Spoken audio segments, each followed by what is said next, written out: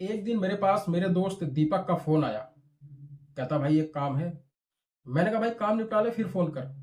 अच्छा, दीपक का नंबर मैंने अपनी फोन बुक में दीपक 14वां नाम से सेव किया था, क्योंकि मेरी फोन बुक में 17-18 दीपक ऑलरेडी सेव थे। क्योंकि दीपक बहुत ही कॉमन नेम है यार। दीपक इतना कॉमन नेम है कि 20-25 दीपक को मैं पर्सनली जानता हूँ। 40-45 दीपक मेरे मोहल्ले में रहते हैं। क्योंकि दीपक बहुत ही कॉमन नेम है यार। दीपक इतना कॉमन नेम है कि राह चलते बोल दो दीपक, 3-4 लोग हाथ खड़े करके देखने लगते हैं।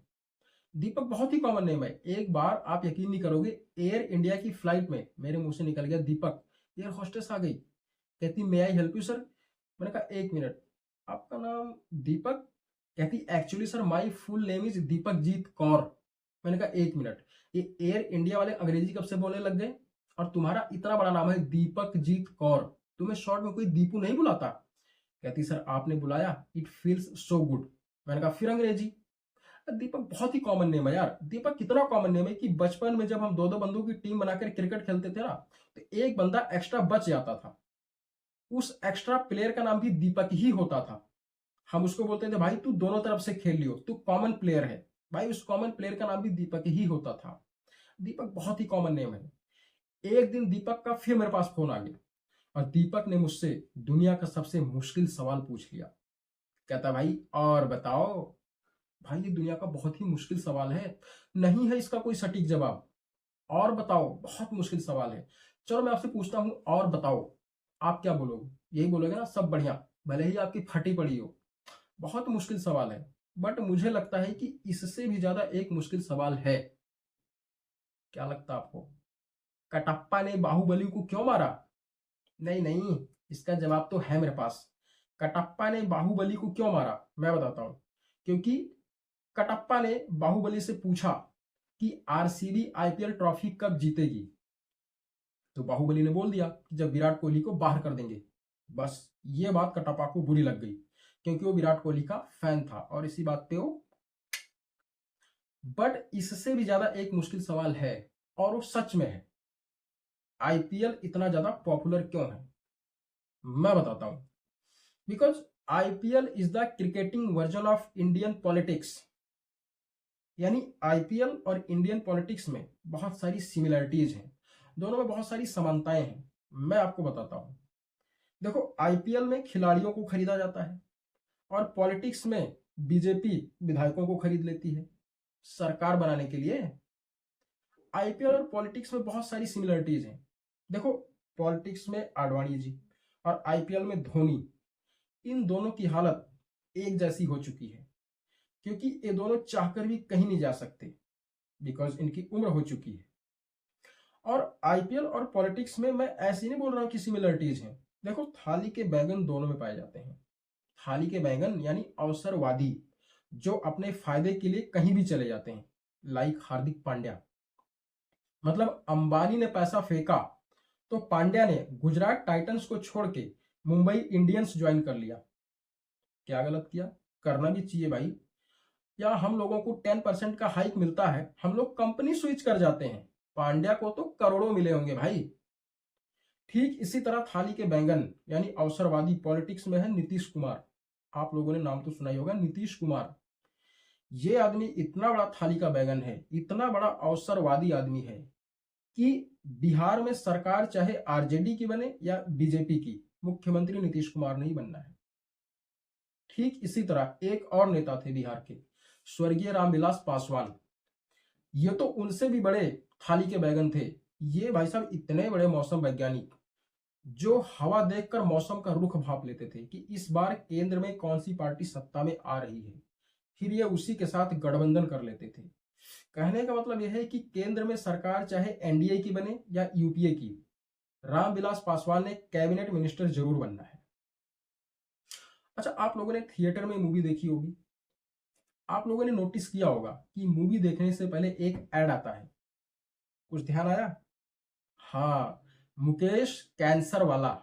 मुकेश कैंसर वाला का एक ऐड आता है, जिसमें मुकेश कहता है कि पहले मैं बहुत गुटखा चबाता था। फिर पीछे से डॉक्टर बोलता है, और उसके बाद मुकेश को माउथ कैंसर हो गया। हमने बहुत कोशिश की, लेकिन मुकेश को बचाया नहीं जा सका। मात्र 22 वर्ष की अल्पायु में मुकेश का निधन हो गया। मैं सोचता हूं अगर ऐसा ही एड आईपीएल पर बने और मुकेश की जगह श्रीसंत को ले लिया जाए तो एड कुछ इस तरीके से बनेगा। श्रीसंत बोलेगा, पहले मैं बहुत अच्छी गेंदबाजी किया करता था, फिर पीछे से हरभजन सिंह बोलेगा और उसके बाद ये सट्टेबाजी में धर लिया गया। फिर पीछे से बीसीसीआई वाले बोलेंगे और अब श्रीसंत क्रिकेट नहीं खेलता, अपने दूसरे शौक पूरा करता है, बिग बॉस में जाता है, रियलिटी शोज में जाता है, मूवीज में जाता है, मूवीज करता है, डांसिंग प्रोग्राम में जाता है, लेकिन हमें डर है कि कहीं ये वहां भी सट्टा ना लगा दे। और अब तो चीयर लीडर्स पे भी सट्टा लगने लग गया है कि कौन सा पैर पहले उठाएगी, लेफ्ट या right. IPL and condom both are amazing, क्योंकि दोनों ही कम समय में सुरक्षित मनोरंजन देते हैं। और स्किल डेवलपमेंट का जो मुजाहिरा ललित मोदी ने पेश किया, नरेंद्र मोदी लोगों को आज तक नहीं सिखा पाए। IPL matches, late night parties, यानी पैसा, नशा, प्यार, करियर, सब कुछ है भाई। आईपीएल में सब कुछ मिलेगा आपको, फुल टू मजा। और कुछ प्लेयर्स तो सिर्फ इसलिए खरीदे जाते हैं ताकि इन पार्टीज में ठुमके लगा सकें, जैसे क्रिस गेल और Bravo. So I love IPL, I love IPL because IPL में गेम्स तो बहुत हैं, बट आईपीएल खुद एक गेम नहीं है। अब मैं आप लोगों को कुछ वन लाइनर जोक्स सुनाता हूं आईपीएल के ऊपर। आईपीएल में सट्टा लगा लगा कर मैं अपने पैरों पे खड़ा हो गया, क्योंकि पिछले महीने मैं सट्टे में अपनी बाइक भी हार गया।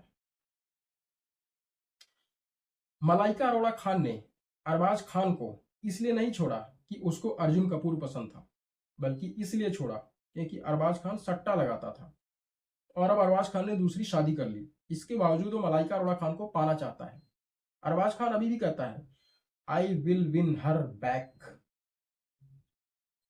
कर्नाटक में कांग्रेस की सरकार सिर्फ और सिर्फ इसलिए बनी क्योंकि उन्होंने अपने मैनिफेस्टो में वादा किया था कि अगर हमारी पार्टी सत्ता में आई तो हम आरसीबी को आईपीएल ट्रॉफी जिताएंगे।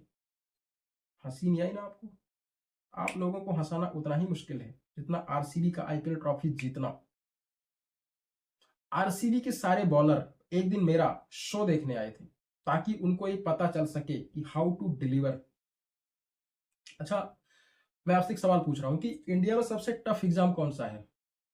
IIT, UPSC? दोनों ही टफ हैं। सोचो अगर आईआईटी और यूपीएससी के एग्जाम में आईपीएल का कॉन्सेप्ट, आईपीएल का फॉर्मूला लागू कर दिया जाए तो एग्जाम कैसा होगा, एग्जाम का फॉर्मेट कैसा होगा? सबसे पहली बात, एग्जाम 3 घंटे के बजाय 1 घंटा 20 मिनट का होगा। हर 20 मिनट के बाद स्ट्रेटजिक टाइम आउट होगा ताकि सारे स्टूडेंट्स आपस में जाके एक रणनीति बना सकें। बीच बीच में फ्री हिट मिलेगी ताकि किसी भी क्वेश्चन का आंसर अपने मन मुताबिक दे सकें। एग्जाम शुरू होने के शुरुआती 15 मिनट के बाद पावर प्ले का कॉन्सेप्ट लागू होगा, जिसमें इनविजिलेटर क्लासरूम से बाहर चला जाएगा, सारे स्टूडेंट्स आपस में क्वेश्चन पेपर को डिस्कस कर सकेंगे। और सबसे important, most important and last, बीच बीच में आके चीयर लीडर्स डांस करेंगी ताकि एग्जाम के प्रति स्टूडेंट्स में मोटिवेशन बना रहे।